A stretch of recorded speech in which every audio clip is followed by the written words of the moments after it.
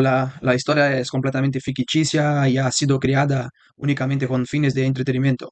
Cualquier semejanza con personas reales es pura coincidencia. Disfruten del vídeo. La historia refleja una traición inesperada en un momento especial. La esposa y sus amigas planean dejar al protagonista varado en otro país como una broma cruel. Él queda completamente desprotegido en Cancún, sin pasaporte ni dinero. Disfruten del vídeo. Mi esposa y sus amigas pensaron que sería gracioso dejarme varado en otro país. A ver si logra regresar, dijeron riéndose mientras subían al auto rentado. Se fueron, y yo me quedé allí parado frente a ese hotel en las afueras de Cancún, sin pasaporte, sin dinero, sin nada. Era nuestro 10º aniversario de bodas. Me quedé unos segundos mirando la nube de polvo que levantó el auto al alejarse por esa carretera angosta. El sol de mediodía pegaba con fuerza sobre mi cabeza, y el calor húmedo del Caribe me aplastaba los hombros como si el aire mismo pesara más de lo normal. Por un momento, no sentí nada. Solo escuché el ruido de los grillos en los matorrales y el alejarse de ese motor que se llevaba, sin que yo lo supiera todavía, mucho más que mi pasaporte. Habíamos llegado a Cancún 3 días antes, Lucas y yo, con Raquel y su esposo Tomás, y con otras 2 parejas más, Patricia con su novio Andrés y Nora con su marido Felipe. 6 parejas celebrando nuestro 10º aniversario de matrimonio en un resort que Lucas había propuesto con una insistencia inusual. Quiero que sea especial, me dijo en casa, con esa sonrisa que durante 10 años me pareció sincera. Yo creí que el viaje era un regalo para los dos. Los primeros 2 días fueron, al menos en la superficie, normales. Piscina, cenas en grupo, paseos al centro, pero yo notaba algo que no terminaba de aterrizar. Raquel y Lucas se reían de chistes internos que yo no escuchaba. Tomás, el esposo de Raquel, pasaba la mayor parte del tiempo callado frente a su cerveza, y en las noches, cuando Lucas decía que iba a buscar más hielo o a dar una vuelta, tardaba más de la cuenta. El tercer día, el día de nuestro aniversario exacto, Lucas amaneció distante. No me deseó feliz aniversario al despertar. Yo lo besé en la mejilla y él respondió con un y siguió mirando el teléfono. Guardé ese dolor en el fondo del estómago y bajé a desayunar sola. Fue en el desayuno cuando Raquel me propuso una excursión. Hay unas ruinas increíbles a 40 minutos, Valentina. Vamos todas mientras los hombres descansan. Acepté. Necesitaba aire, necesitaba moverme, sentir que algo en ese viaje todavía tenía sentido para mí. Salimos las 4 en el auto rentado. Raquel manejando, Patricia al lado, Nora y yo en el asiento trasero. Paramos en una gasolinera a mitad del camino. Raquel me pidió que bajara a comprar agua y botanas para el grupo. Yo bajé sin dudar porque así soy. Entré a la tiendita, elegí 4 botellas, unos snacks, pagué con el efectivo que llevaba en el bolsillo del short. Cuando salí, el carro no estaba. Tardé unos 30 segundos en entender lo que estaba viendo. Giré hacia la derecha, hacia la izquierda. La carretera estaba vacía en ambas direcciones. El señor de la gasolinera me miraba desde adentro con cara de quien ya ha visto cosas peores. Saqué el teléfono para llamar a Raquel y entonces caí en cuenta. Mi bolso, con el pasaporte, con la tarjeta de crédito y con mi teléfono de repuesto, había quedado en el asiento trasero del carro. En mis manos solo tenía mi celular, que por fortuna lo llevaba en el bolsillo, y el cambio de la compra, 120 pesos mexicanos. Marqué el número de Raquel, 3 tonos, 4. Al quinto respondió con la voz tranquila de quien esperaba la llamada. Valentina, es que decidimos ir a otro lugar. No te preocupes, ahorita mandamos a alguien por ti. Y al fondo escuché la risa de Nora, y luego la de Patricia, y después la propia risa de Raquel apagándose mientras cortaba la llamada. Marqué de nuevo, directo al buzón. Llamé a Lucas, 2 tonos, y colgó. Me quedé parada bajo el sol de mediodía frente a esa gasolinera, con 120 pesos en la mano, un teléfono con 40% de batería, y el peso de 10 años de matrimonio cayéndome encima de golpe, como si una pared invisible se hubiera derrumbado justo ahí, en ese punto kilométrico de una carretera de Cancún que yo no sabía leer. No lloré, no sé por qué, pero no lloré. Lo que sí hice fue sentarme en el bordillo de la acera, respirar hondo 3 veces y empezar a pensar, porque si algo me había enseñado ser maestra de preparatoria durante 12 años, era que el pánico no resuelve nada. La claridad, sí, y en ese momento de claridad, con el calor aplastándome y la carretera vacía delante, empecé a recordar pequeñas cosas que en su momento había descartado. La risa de Lucas y Raquel en la cena del primer día, el comentario de Tomás aquella tarde, cuando se tomó su tercera cerveza. Valentina, tú mereces saber la verdad. Yo le pregunté qué quería decir y él bajó la mirada. Nada, olvídalo. No lo olvidé. Lo guardé sin saber todavía qué forma tenía. La La humillación de ese momento en la carretera, la traición de Raquel, la indiferencia de Lucas, el aniversario de matrimonio convertido en una broma cruel, todo eso empezaba a tomar una forma que mi mente todavía no quería terminar de dibujar. Pero el dibujo ya estaba ahí, y era mucho peor de lo que imaginaba. La parte que sigue es extensa, así que la escribiré completa de corrido. El señor de la gasolinera se llamaba Don Aurelio. Tenía como 60 años, una gorra de béisbol descolorida y esa amabilidad callada de la gente que ha vivido mucho sin quejarse de nada. Cuando me vio sentada en el bordillo con la vista perdida, salió con un vaso de agua fría y lo puso a mi lado sin decir nada. Solo eso, un gesto pequeño que en ese momento me pareció el acto más generoso del mundo. ¿Se le ofrece algo, señorita?, preguntó. Le expliqué lo que había pasado en términos simples. Me habían dejado, no tenía pasaporte, el hotel estaba a 40 minutos. Él me escuchó sin interrumpirme, asintiendo despacio, como si las historias de personas abandonadas en carreteras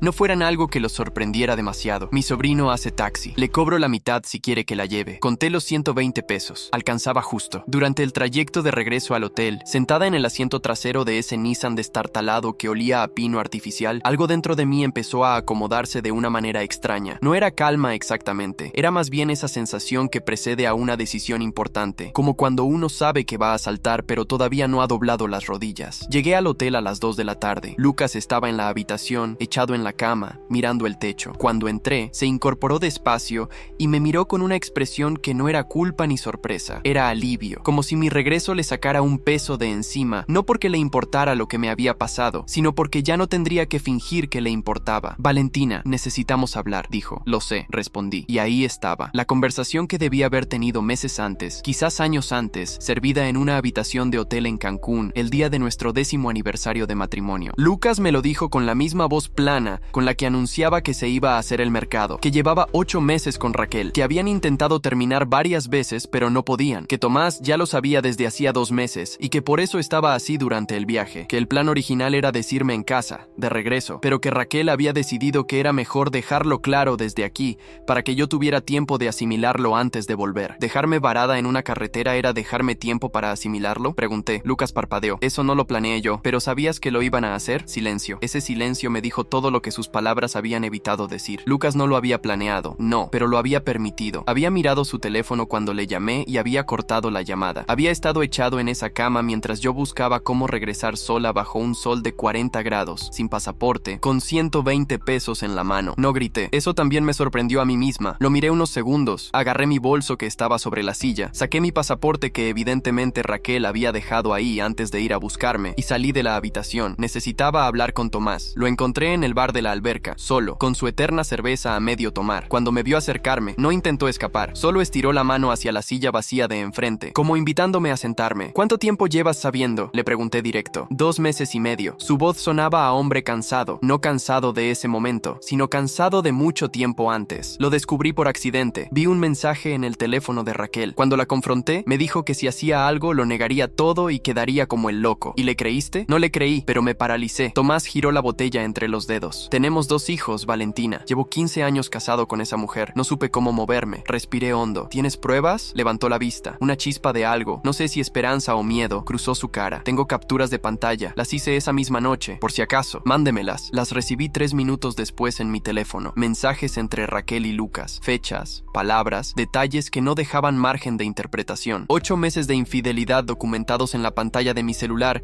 mientras el mar turquesa brillaba a 20 metros de distancia con una indiferencia perfecta. Esa noche no dormí en la habitación con Lucas. Pedí en recepción que me asignaran un cuarto individual y pagué con mi tarjeta, que por fortuna llevaba en el bolsillo del short junto al teléfono desde el principio del día. No había mucho dinero, pero era suficiente para una noche. Me acosté en esa cama sola y estuve mirando el ventilador del techo dar vueltas durante horas. Pensé en 10 años, pensé en la boda que organizamos en el patio de la casa de mis padres porque no teníamos presupuesto para un salón. Pensé en los primeros 2 años de matrimonio viviendo en un departamento diminuto donde la cocina y la sala eran el mismo cuarto. Pensé en los fines de semana que yo calificaba exámenes en la mesa, mientras Lucas dormía, y en cómo nunca me quejé porque pensé que era lo que hacían las parejas reales, aguantar juntos los momentos difíciles. Y pensé en Raquel, que había sido mi amiga desde la universidad, Raquel, que estuvo en mi boda como dama de honor, Raquel, que me llamaba cada vez que peleaba con Tomás para pedirme consejo, y yo se lo daba sin cobrar nada, sin guardar nada, sin sospechar nada, Raquel, que propuso este viaje, que organizó este aniversario, que esa mañana me miró a los ojos y me pidió que bajara a comprar agua. La traición no era solo de Lucas, era doble, y la segunda herida era más profunda que la primera. Al día siguiente, a las 7 de la mañana, estaba sentada en el lobby del hotel con mi maleta hecha. Había cambiado mi vuelo por teléfono la noche anterior, pagando la penalidad con los ahorros de emergencia que tenía en una cuenta separada, algo que había abierto 2 años antes, sin ningún motivo particular, simplemente porque mi madre siempre me decía que una mujer debe tener su propio dinero guardado en algún lado. Nunca pensé que lo usaría para escapar de mi propio viaje de aniversario. Lucas apareció a las 7:20. Se veía mal, ojos hinchados, ropa arrugada. Valentina, por favor, escúchame. Ya te escuché ayer. No me escuchaste de verdad. Sé que cometí el peor error de mi vida, pero si me das la oportunidad, Lucas, lo miré con calma. No hay oportunidad que dar. Lo que hiciste no fue un error. Un error es olvidar una fecha o decir algo sin pensar. Lo tuyo fue una decisión que tomaste durante 8 meses, todas las mañanas, todos los días. Eso no se llama error, se llama elección. Se quedó callado. Cuando llegues a casa, quiero que tus cosas estén en cajas. Tienes el fin de semana. Subí al taxi que había pedido por la aplicación y no volteé a verlo. En el aeropuerto, mientras esperaba el vuelo, me llegó un mensaje de Nora. Era el primero que recibía de ella desde el día anterior. Decía: Valentina, lo de ayer fue una broma que se nos fue de las manos. Raquel dijo que serías capaz de manejarlo. No fue nuestra intención hacerte daño. Lo leí 2 veces. Luego le respondí con 3 palabras. No me escribas. Y después bloqueé su número. Y el de Patricia. Y el de Raquel. Raquel fue la última porque me detuve un momento antes de hacerlo. Abrí nuestra conversación y estuve mirando los mensajes de los últimos meses. Planes de viaje, fotos de recetas, un audio de 20 segundos donde Raquel se reía de algo que yo ya no recordaba. Una amistad entera guardada en un hilo de mensajes, mezclada sin saberlo con la mayor humillación de mi vida adulta. Bloqueé el número y guardé el teléfono. El vuelo despegó a las 10:40 de la mañana. Mientras Cancún se achicaba debajo de las nubes, yo abría en mi cabeza una lista. No de venganza, no todavía, sino de cosas que necesitaba hacer cuando aterrizara. Llamar a mi hermana Elena, hablar con una persona de confianza sobre la separación, revisar qué estaba a mi nombre y qué no en los papeles del departamento, pensar con calma, sin prisa, sin llorar en público. La azafata me ofreció jugo de naranja. Lo tomé, lo bebí despacio mirando las nubes, y entonces, en algún punto sobre el Golfo de México, me llegó un mensaje de Tomás. Valentina, hay algo más que necesitas saber. Algo que Raquel hizo antes del viaje. Si quieres saberlo, llámame cuando aterrices. Guardé el teléfono. Cerré los ojos. El jugo de naranja tenía un sabor perfectamente normal, y sin embargo, algo en ese mensaje me había helado los dedos. Fuera lo que Raquel había hecho antes del viaje, no era una buena noticia, y sin embargo, necesitaba saberlo. Aterricé a la 1:40 de la tarde. Mientras esperaba la maleta en la banda, llamé a Tomás. ¿Qué es lo que hizo?, pregunté sin saludar. Tomás tardó un segundo en responder. Cuando lo hizo, su voz tenía ese peso particular de las palabras que no se pueden retirar una vez dichas. 3 semanas antes del viaje, Raquel habló con la directora de tu escuela. Le dijo que tú habías estado faltando a clases sin justificación, que llegabas tarde, que los padres de familia se habían quejado. Todo mentira, pero lo dijo con nombres, con fechas inventadas, con detalles suficientes para que sonara creíble. El ruido de la banda de equipajes se convirtió en un zumbido lejano. ¿Por qué?, alcancé a preguntar. Porque si te despedían,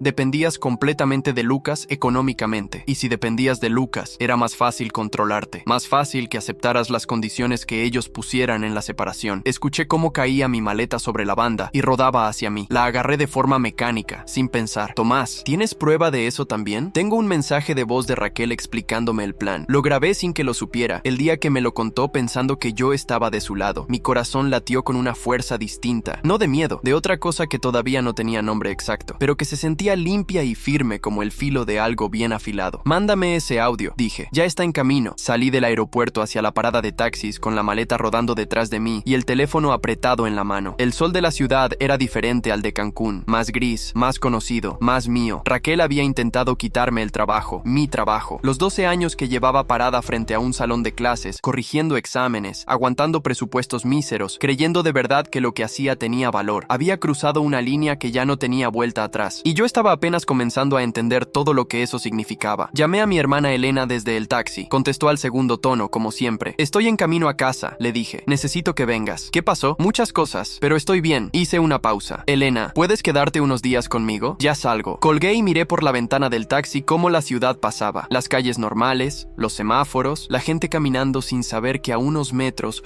una mujer iba reconstruyendo su vida bloque por bloque, sin pausa, sin lágrimas, con una precisión que ni ella misma sabía de dónde venía. El departamento estaba vacío cuando llegué. Lucas no había regresado todavía. Me cambié de ropa, me lavé la cara, me hice un té que no terminé y me senté a la mesa de la cocina con el teléfono frente a mí. Escuché el audio que Tomás me había mandado 3 veces seguidas. La voz de Raquel era inconfundible, clara, segura, explicando paso a paso cómo había llamado a la directora Graciela Fuentes, haciéndose pasar por una madre de familia, cómo había inventado quejas, cómo había dicho que yo llegaba tarde, que no calificaba a tiempo, que había tenido una discusión con un padre de familia frente a los alumnos, que varios estudiantes se habían quejado con ella directamente. Todo mentira, construido con la precisión de alguien que me conocía bien, que sabía exactamente qué tipo de acusaciones sonarían más creíbles viniendo de mí, porque me conocía bien, porque había sido mi amiga durante 14 años. Ahí fue cuando por primera vez desde Cancún sentí que los ojos me ardían, no de tristeza, de algo mucho más concentrado que la tristeza. Elena llegó a los 40 minutos con una bolsa de cosas para pasar la noche y una expresión en la cara de mujer que ya sospechaba que las cosas estaban mal antes de que yo le dijera nada. Le conté todo, sin omitir nada: la carretera, Lucas, Tomás, el audio, la directora. Elena me escuchó sin interrumpirme, sentada al otro lado de la mesa con las manos sobre la superficie, inmóvil como una estatua. Cuando terminé, hubo un silencio de varios segundos. ¿La directora sabe que fue mentira?, preguntó Elena. No lo sé todavía. Necesito hablar con ella antes de que alguien más lo haga. ¿Y Lucas? ¿Cuándo regresa? No lo sé, pero necesito que sus cosas estén fuera de aquí antes del lunes. Elena asintió despacio. Luego me miró de una manera que solo hacen las hermanas que te conocen desde siempre. ¿Estás bien?, pensé honestamente en la pregunta. Estoy entera, respondí. Es diferente a estar bien, pero por ahora es suficiente. Esa noche, antes de dormir, escribí en una hoja de papel 4 nombres: Lucas, Raquel, Patricia, Nora. Debajo de cada nombre anoté lo que sabía, lo que tenía y lo que necesitaba averiguar todavía. Era una lista sobria, sin adornos, el tipo de lista que hace alguien que no tiene tiempo de llorar porque tiene cosas más importantes que hacer. La doblé en 4 y la guardé en el cajón de la mesita de noche. Apagué la luz y dormí mejor de lo que había dormido en meses. Lo que no sabía era que al día siguiente recibiría una llamada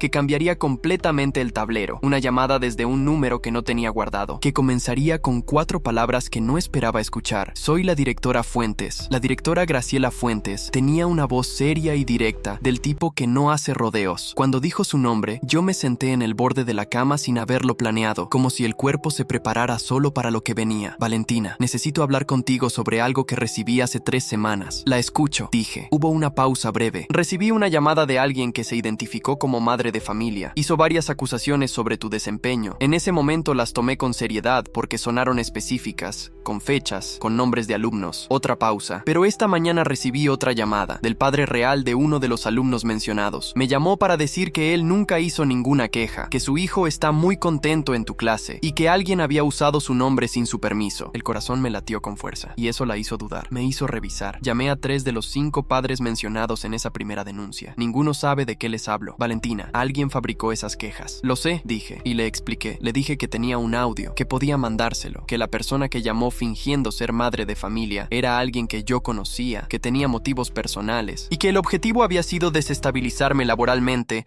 antes de una situación difícil en mi vida personal. La directora Fuentes estuvo en silencio durante varios segundos. Cuando volvió a hablar, su tono había cambiado ligeramente. Mándame ese audio hoy mismo. Lo tiene en 20 minutos. Y Valentina, una última pausa. Esto no va a afectar tu posición aquí. Llevas 12 años y tu historial es impecable. Quería que lo supieras. Y colgué y me quedé sentada con el teléfono en la mano. Elena asomó la cabeza desde la puerta del cuarto con una taza de café. Me miró la cara y algo en mi expresión la hizo entrar sin preguntar. ¿Buenas o malas noticias?, dijo. Las 2 al mismo tiempo, respondí. Raquel fue a la escuela a hundirme, pero le salió el tiro por la culata. Elena puso el café sobre la mesita, se sentó a mi lado en el borde de la cama. ¿Y ahora? Ahora le mando el audio a la directora y después hago otra cosa. Tomé el teléfono y le mandé el audio a Graciela Fuentes junto con una nota breve que explicaba el contexto. Expediente limpio, prueba concreta, fuente verificable. 12 años de trabajo no se borran con una llamada anónima, pero necesitaba que quedara documentado que alguien lo había intentado. Esa misma tarde llegó Lucas. Entró con la llave que todavía tenía, aunque yo ya había decidido que eso cambiaría antes del fin de semana. Traía una bolsa de ropa sucia del viaje y esa expresión de quien ha ensayado lo que va a decir en el camino, pero de todas formas no sabe bien cómo empezar. Valentina, antes de que digas nada, ya dije todo lo que tenía que decir en Cancún, lo interrumpí. Hoy vine a hablar de otra cosa, de los papeles del departamento, del carro y de cuándo piensas llevarte tus cosas. Lucas parpadeó. ¿No vas a querer que hablemos de lo nuestro? No hay lo nuestro, Lucas. Llevas 8 meses siendo infiel con mi mejor amiga. Dejaste que me abandonaran en una carretera el día de nuestro aniversario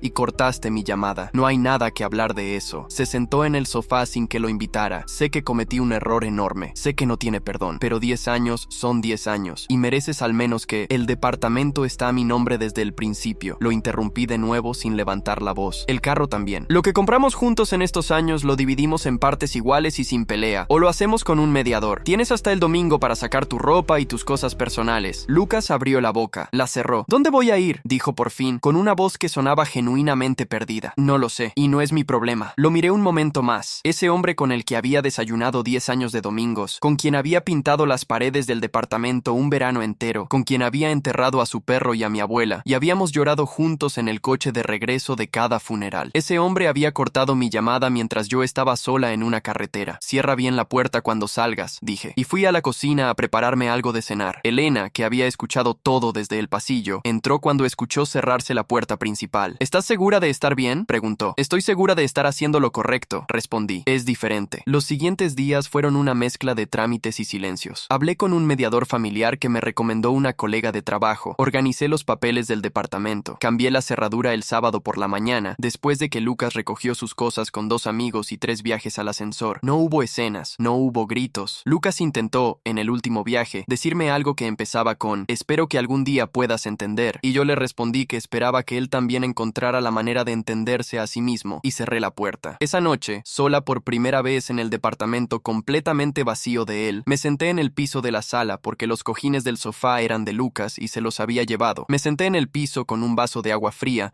y miré las paredes que necesitaban una mano de pintura nueva. Lo que no sabía todavía era lo que Tomás estaba a punto de descubrir en el teléfono de Raquel. Algo que haría que todo lo anterior pareciera apenas el primer capítulo de una historia mucho más larga. Tomás me llamó el martes por la noche. Sonaba diferente a todas las veces anteriores. Más tenso, más quieto. Valentina, encontré algo más. Me preparé mentalmente. Dime, Raquel lleva más tiempo planificando esto de lo que pensaba. Encontré mensajes suyos de hace casi un año, con Lucas, hablando de cómo iban a manejar la separación para que tú terminaras lo más perjudicada posible. Son sus palabras exactas. Cerré los ojos un segundo. ¿Y qué decían exactamente? Que si lograban que te echaran del trabajo primero, no tendrías respaldo económico para pelear por nada, que tendrían que asegurarse de que tu familia no se metiera, y que el viaje de aniversario era el momento para dejarte saber cómo estaban las cosas, cuando ya estarías lejos de tu red de apoyo y más vulnerable. Era un plan. No había sido impulsivo, no había sido un accidente ni un malentendido que se fue de las manos. Era un plan construido durante casi un año, por 2 personas en quienes yo había confiado completamente. ¿Tienes esos mensajes?, pregunté. Los tengo todos. Tomás, hice una pausa. ¿Qué vas a hacer tú con esto? Un silencio largo. Pedir el divorcio, esta semana, y llevarme a mis hijos mientras lo proceso todo. Su voz se quebró apenas en la última palabra, y ese pequeño quiebre me recordó que él también era una víctima de todo esto, que Raquel lo había usado a él también, de otra manera, pero igual de deliberada. Tienes todo mi apoyo, le dije, y tú el mío. Colgué y me quedé quieta en el departamento vacío. La infidelidad de Lucas era una herida profunda pero limpia. La traición de Raquel era otra cosa. Era el tipo de daño que te hace revisar hacia atrás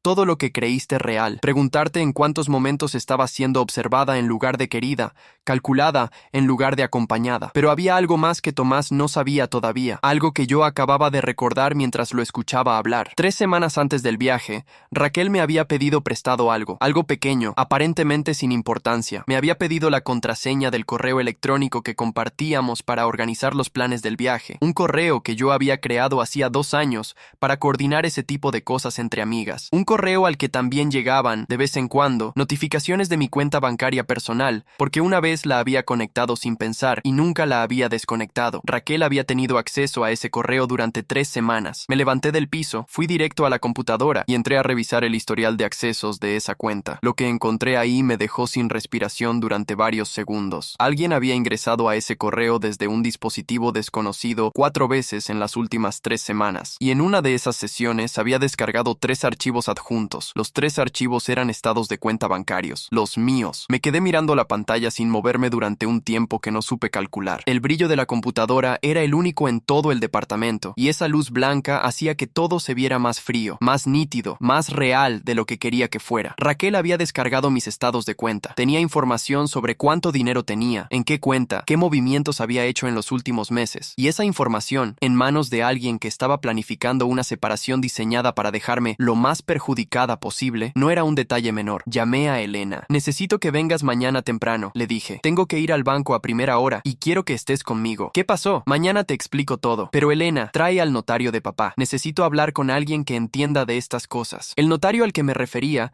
era el señor Armando, que había trabajado con mi padre durante 20 años y que conocía a nuestra familia de toda la vida. No era mi abogado, no era el tipo de persona que yo hubiera pensado llamar en una situación así, pero en ese momento necesitaba a alguien de confianza más que a alguien de credenciales perfectas. Esa noche no dormí bien, no porque estuviera paralizada, sino porque la cabeza no paraba. Pensaba en secuencias, en pasos, en qué venía primero y qué podía esperar. Era como preparar el material para una clase difícil, esa sensación de organizar información caótica hasta que empieza a tener una estructura. A las 8 de la mañana del día siguiente, estaba frente a la sucursal del banco con Elena a mi lado. Hablé con la gerente, una mujer joven y eficiente que se llamaba Daniela, y le expliqué que sospechaba un acceso no autorizado a mi información financiera a través de un correo compartido. Le mostré el historial de accesos que había documentado la noche anterior. Daniela revisó con cuidado, tomó notas. Me explicó que si yo podía demostrar que el correo había sido accedido sin mi consentimiento, podía hacer una denuncia formal y bloquear cualquier movimiento sospechoso de forma preventiva. También me recomendó cambiar inmediatamente todas las credenciales vinculadas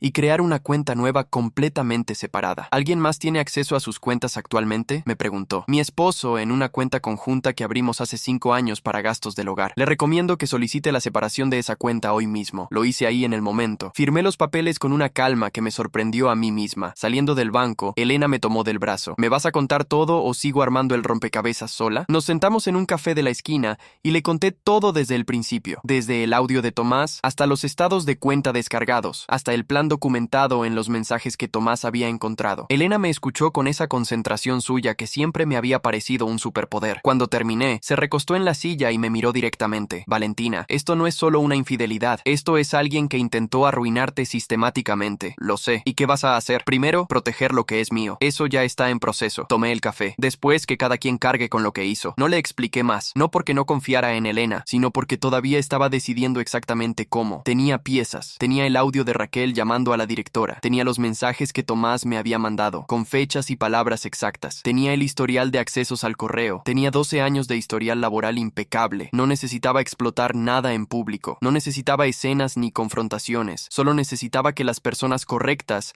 supieran las cosas correctas. La primera persona correcta era Graciela Fuentes, la directora, que ya tenía el audio y estaba haciendo su propia investigación. La segunda era Rosario, la madre de Raquel. Rosario era una mujer de casi 70 años que vivía a 12 cuadras de donde yo estaba. La había conocido antes que a Raquel, porque en la universidad yo había sido compañera de otro de sus hijos. Rosario me tenía un cariño genuino, y lo había demostrado en varias ocasiones a lo largo de los años, incluyendo el día de mi boda cuando me llevó unas flores del jardín de su casa porque, según ella, las flores compradas no tienen el mismo amor. Raquel y su madre tenían una relación complicada. Raquel la respetaba en apariencia, pero en privado la trataba con una condescendencia que a mí siempre me había incomodado. Y Rosario, con la lucidez de las personas mayores que observan más de lo que hablan, sabía exactamente cómo era su hija. La llamé esa tarde. Valentina, respondió con su voz cálida. ¿Cómo estás, hija? Escuché que regresaste antes del viaje. Así es, doña Rosario. ¿Puedo pasar a verla mañana? Aquí te espero. Te hago tamales. Fui al día siguiente. Nos sentamos en su cocina de siempre, con ese olor a chile y masa que era exactamente igual a como lo recordaba desde hacía 14 años. Doña Rosario me puso un plato enfrente sin preguntar, y me miró con esos ojos que no necesitaban que uno dijera mucho para entender todo. Le conté. No todo, no los detalles más duros, pero sí lo suficiente suficiente para que entendiera la magnitud de lo que su hija había hecho. La llamada a la directora de mi escuela, el plan premeditado, el viaje usado como escenario para humillarme. Doña Rosario no dijo nada durante un rato. Comió un tamal en silencio. Luego me miró. Valentina, Raquel tiene un problema que yo llevo años tratando de nombrar y no puedo. No es maldad pura, es algo más enredado que eso. Un miedo muy grande a no ser suficiente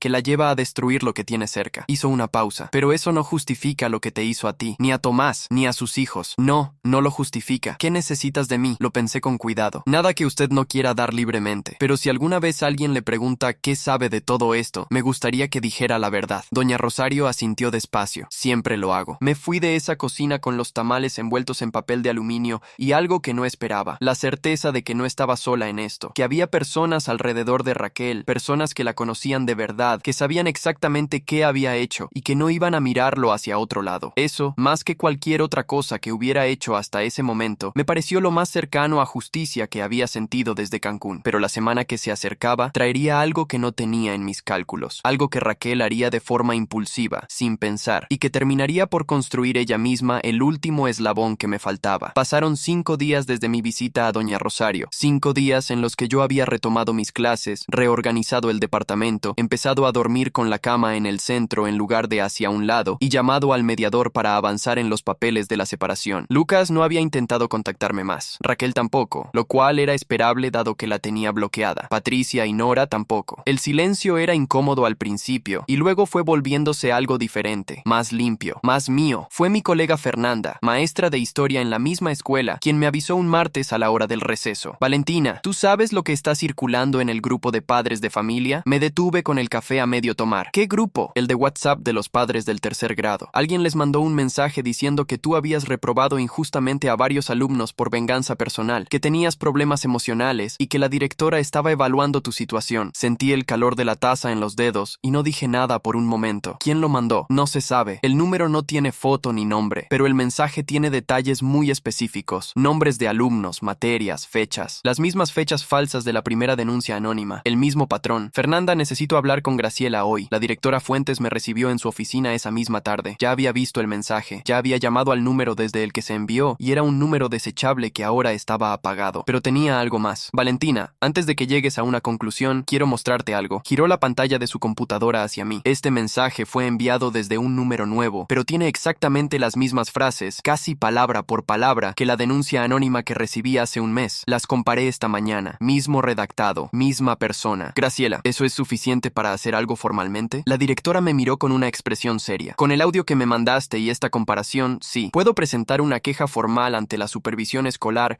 por intento de difamación contra una docente. Es un proceso administrativo, no penal, pero queda registrado. Y si la persona vuelve a intentarlo, hay un antecedente documentado. Hazlo, dije. Graciela asintió. Ya lo estaba preparando. Salí de esa oficina con los hombros un poco menos tensos. No porque el problema estuviera resuelto, sino porque había dejado de ser solo mío. La directora estaba actuando. El banco había registrado la denuncia. Tomás tenía sus propios documentos y su propio proceso de divorcio en marcha. Cada pieza estaba en su lugar. Lo que faltaba era que todas se conectaran de forma que Raquel no pudiera desarmarlo una por una. Tomás me llamó esa noche. Sonaba diferente, más firme. Valentina, hablé con mi abogado hoy. Le mostré todo. Los mensajes, el audio, el historial. Me dijo que Raquel cometió varios errores muy concretos al dejar todo documentado. Que si yo quisiera, podría usarlo en el proceso de divorcio para demostrar conducta dolosa. ¿Y quieres hacerlo? Quiero que mis hijos estén bien. Si eso requiere usar todo lo que tengo, sí. Hubo un silencio breve. Tomás, hay algo que deberías saber. Raquel está escalando. Mandó otro mensaje a un grupo de padres de mi escuela esta semana. Escuché su respiración contenida. ¿Tiene idea de que tienes los audios? Preguntó. No creo. Entonces está actuando sin red de protección. Exactamente. Raquel estaba escalando sin saber que cada movimiento que hacía sumaba al expediente que ya existía en su contra. Sin saber que la directora de mi escuela tenía el audio de su voz. Sin saber que el banco había registrado el acceso no autorizado. Sin saber que Tomás tenía todos sus mensajes. Actuaba como quien cree que nadie la está viendo, pero todos la estábamos viendo. El miércoles de esa semana, Graciela Fuentes presentó formalmente la queja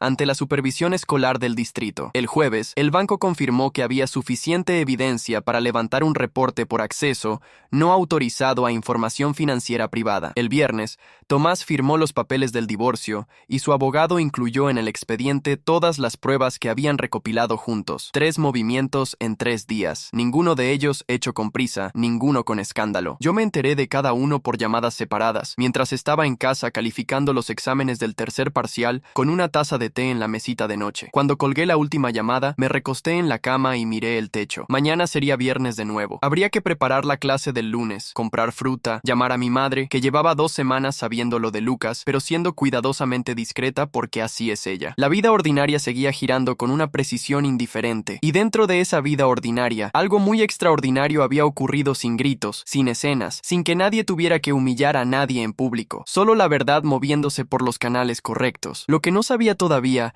era la reacción de Raquel cuando se enterara de los papeles del divorcio de Tomás. Eso llegaría el lunes y cambiaría todo lo que quedaba. El lunes llegó con una llamada de Elena a las 7:30 de la mañana. Valentina, Raquel está fuera de tu edificio. Me senté en la cama de golpe. ¿Cómo sabes? Porque me llamó a mí primero. Dijo que necesitaba hablar contigo urgentemente y que no le contestabas. Le dije que no te despertara y que se fuera, pero creo que no se fue. Me levanté, fui a la ventana y miré hacia la calle desde el segundo piso. Ahí estaba, parada frente a la puerta del edificio con los brazos cruzados, el pelo recogido de cualquier manera, una chaqueta que no combinaba con los pantalones. Se veía diferente a como la recordaba, más pequeña, de alguna manera. Tomé el teléfono y le mandé un mensaje. Tienes 10 minutos para hablar, pero en la calle. No sube nadie a mi departamento. Respondió en segundos. Está bien. Bajé con el abrigo puesto sobre la pijama y las zapatillas en los pies. No me peiné. No me importó. Raquel me miró cuando salí y su expresión fue difícil de leer. Había algo ahí que mezclaba pánico con una obstinación que yo reconocía de 14 años de amistad. Raquel nunca había sabido rendirse bien. Tomás me sirvió los papeles del divorcio el viernes, dijo sin preámbulo. Lo sé, y su abogado incluye un expediente entero con supuestas pruebas de... No son supuestas, la interrumpí. Se detuvo. Valentina, tú sabes que Tomás tiene sus propios problemas, que no es un testigo imparcial en todo esto. Si va a usar conversaciones privadas sacadas de contexto para... Raquel, la miré directamente. Tengo el audio de tu voz llamando a la directora de mi escuela haciéndote pasar por una madre de familia. Tengo el historial de accesos a mi correo desde tu dispositivo. Tengo tus mensajes con Lucas planeando la separación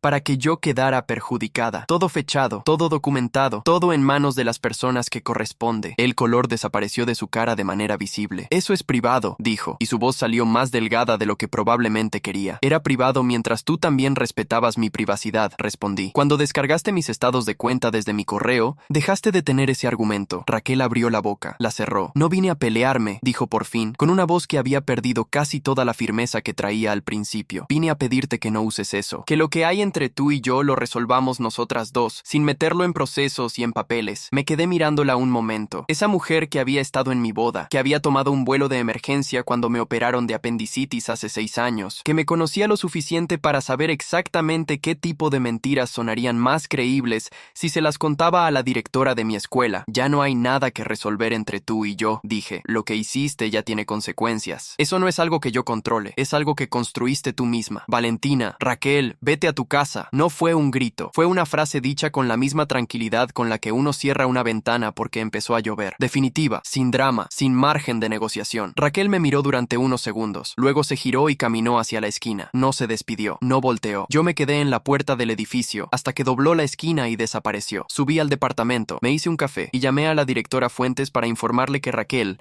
había intentado hacer contacto esa mañana. Graciela tomó nota. Me dijo que el proceso administrativo ya estaba corriendo y que si había nueva evidencia de interferencia, podría sumarse al expediente. Esa tarde mandé a Elena un mensaje corto. Todo está bien. Gracias por avisarme. Elena respondió con un corazón. La semana siguiente fue de una calma diferente. No la calma del inicio, que era más bien aturdimiento disfrazado de control. Esta era más real, más asentada, como cuando el piso deja de moverse después de un temblor y uno puede finalmente poner los pies planos y caminar derecho. Fui a trabajar, califiqué. Preparé las clases del siguiente bimestre con más energía de la que esperaba. Mis alumnos no sabían nada de lo que había pasado en mi vida personal, y eso era exactamente como debía ser. El viernes de esa semana recibí un mensaje de Tomás. Breve. La audiencia de divorcio está fijada para dentro de 3 semanas. Mi abogado dice que el expediente está sólido. Gracias por todo, Valentina. Le respondí, cuida a tus hijos. Lo haré. Esa noche me quedé en el balcón del departamento con una taza de manzanilla y las piernas dobladas bajo el cuerpo. La ciudad hacía su ruido habitual de coches y vecinos y perros lejanos. Pensé en Lucas, que según me contó después mi colega Fernanda, estaba viviendo temporalmente en casa de un amigo, porque Raquel, al saber que Tomás había pedido el divorcio, le había pedido que no se mudara con ella todavía hasta que todo se aclarara. Pensé en eso y no sentí nada en particular, ni satisfacción, ni pena, ni ese placer oscuro que uno esperaría sentir al ver caer a alguien que te hizo daño. Solo una especie de ecuanimidad tranquila, como cuando uno lee en el periódico que una tormenta que ya pasó dejó daños en otro municipio. Ya había pasado, no era mío. Lo que sí era mío era ese balcón, esa taza, ese silencio sin nadie que lo interrumpiera, y la decisión que había tomado esa semana sin contársela todavía a nadie. Había decidido pedir un traslado de escuela, no porque me hubieran corrido, no porque tuviera que huir de nada, sino porque había un puesto en una preparatoria del otro lado de la ciudad que llevaba meses vacante y que yo había mirado de reojo el año anterior sin hacer nada. Una escuela más grande, un programa más exigente, un nivel que me obligaría a crecer de maneras que el lugar donde estaba ya no me podía ofrecer. Lo había descartado entonces porque Lucas decía que el trayecto era demasiado largo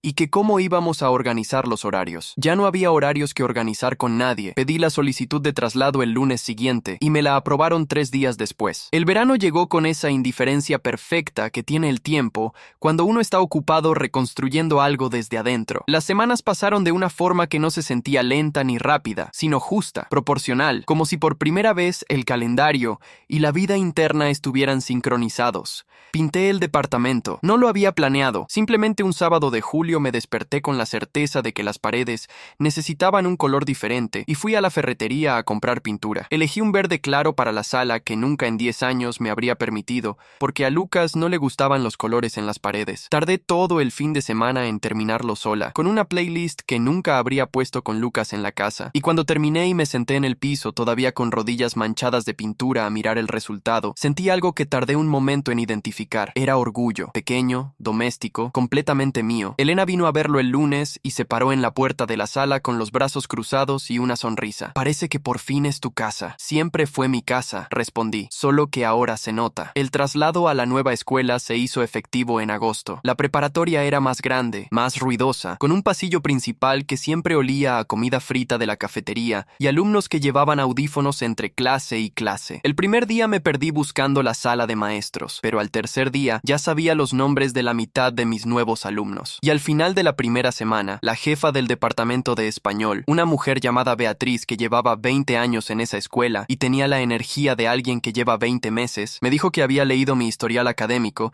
y que quería proponerme coordinar el taller de escritura creativa que llevaba 2 años sin coordinador. ¿Tienes experiencia con talleres?, preguntó. No formal, respondí, pero sí muchas ganas. Eso es más útil, acepté. En septiembre recibí una notificación de la supervisión escolar del distrito. El proceso administrativo por la denuncia presentada por Graciela Fuentes había concluido. La persona responsable de los mensajes anónimos había sido identificada y se le había notificado formalmente de una restricción de contacto con el personal docente de la institución afectada. El nombre no aparecía en el documento oficial, pero el proceso seguía su curso. Le mandé el documento a Graciela con una nota breve. Gracias por no dejarlo pasar, respondió. Las mentiras que atacan el trabajo honesto de una persona no merecen quedar sin registro. Cuídate mucho, Valentina. Guardé ese mensaje. De Raquel no supe nada directo. Sí supe, a través de doña Rosario, que me llamó una tarde de octubre, que el proceso de divorcio con Tomás había sido muy complicado para ella, que el expediente que Tomás presentó había sido determinante para que el juez resolviera la custodia principal de los hijos a favor del padre, con visitas supervisadas para ella